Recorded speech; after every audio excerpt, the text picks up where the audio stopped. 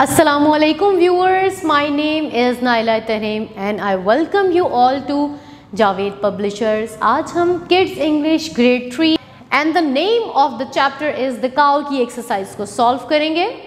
A tense indicates time of action, present tense, past tense, future tense। यहाँ पे tense के बारे में हमें बताया गया है। tense क्या होता है? ये present हाल में भी हो सकता है, past माजी में भी हो सकता है, future मुस्तकबिल में भी हो सकता है। Present tense, the present tense tells that the action is taking place in the present time, as I have already told you. The past tense indicates that the action has been done already, कि काम पहले ही हो चुका है। The future tense indicates that the action will take place in future. Future tense हमें बताता है कि ये काम future में होगा। For example, he plays football, it's in present tense. He played football, ed in the past tense. He will play football, वो football खेलेगा in the future tense. Simple present tense, a simple present tense tells about a habit, journal, truth or an unchanging situation. We use ses with the verb if the noun is singular. Simple tense क्या है? किसी भी कोई आदत, कोई journal, truth, किसी चीज़ के बारे में बताया जो कि चेंज ना होना हो।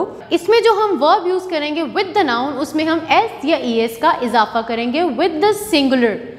अगर कोई सिंगुलर चीज़ की बात हो रही है, नाउन की, कोई भी नाउन हो सकता है, जगह, चीज़, किसी का नाम, और वो सिंगुलर है तो हम उसमें ses की एडिशन करेंगे। फॉर एग्जाम्पल अफर्मेटिव में सबसे पहले आएगा सब्जेक्ट, देन बेस फॉर्म, उसके साथ एस या es प्लस ऑब्जेक्ट। इसी तरह नेगेटिव में सब्जेक्ट, डज और do not plus base form plus object, इसमें हम डज और डू नॉट की एडिशन करेंगे। इंट्रोगेटिव में हम does do plus subject plus base form plus objective. इस तरह हम एक सेंटेंस फॉर्मेशन करेंगे। Now examples, I eat apples, affirmative.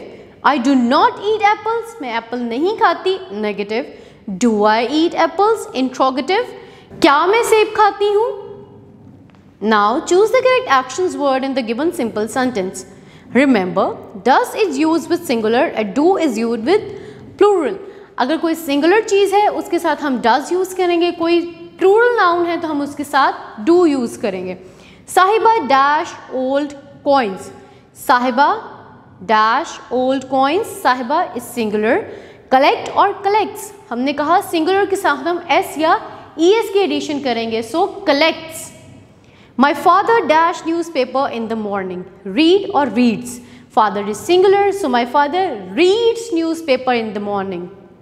The children dash books from library, borrow और बोरोज, एक बच्चे के नहीं ज़्यादा बच्चों की बात हो रही है तो हम इसमें ses की एडिशन नहीं करेंगे। इसमें एज इट इज़ जो ए वर्ब है जिसमें ses नहीं लगेगा वही लगाएंगे। The children borrow books from the library. The mother dash for her office at 9 o'clock, mother is singular, leaves for office. The birds dash nest on the branches of trees, birds परिंदे, बहुत ज़्यादा परिंदों की बात हो रही है, build और builds. The bird builds, S नहीं आएगा, the bird build nest on the branches of tree. Next, writing skills. Reread the poem The Cow and complete the given poem of 4 lines. Take help from the word bank. यहाँ पे जो rhyming words हैं आपने वो use करते हुए इस poem को complete करना है with the appropriate words they have given you. My cat is dash, my cat takes dash. My cat is best, my cat takes rest. My cat plays with the ball, my cat is the small of all. You have to rhyme the words. यहाँ पे जो rhyming words हैं उन्हीं को आप एक जगह पे लिखेंगे। Now next activity, TikTok. A clock helps us to tell the time, as we all know. एक घड़ी हमें वक्त बताती है। The analog clock is the 12 hours clock. It has 2 movable hands. एक analog clock वो होती है जिसमें 12 घंटे फिक्स हों। एक ऐसी घड़ी भी होती है जिसमें 24 घंटे का टाइम बताया जाता है, जबकि एनालॉग क्लॉक में हमें 12 घंटे का टाइम बताया जाता है। इसमें 2 मूवेबल हैंड्स होते हैं। वन इज शॉर्ट हैंड जो कि आवर्स वाली घड़ी होती है and the second is the long hand जो कि हमें मिनट्स बताती है। The above clock shows the minute hand at 12 and the hour hand at 7. We say that the time is 7 o'clock. Short hand आप बताइए, वो 7 पर है और लॉन्ग हैंड 12 पर है, so the time is 7 o'clock.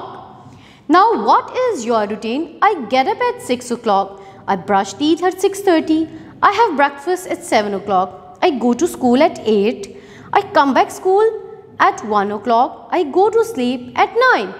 यहाँ पे आपको क्लॉक में एक बच्चे की रूटीन बताई गई है. What time does his school finish? उसका स्कूल कब फिनिश होता है? 6:30, 9, 1 और 8? Yes, the correct answer is 1 p.m. I hope you understood this exercise very well. Keep watching viewers. अपना बहुत सारा ख्याल रखिए, जुड़े रहिए बोलती किताबों के साथ.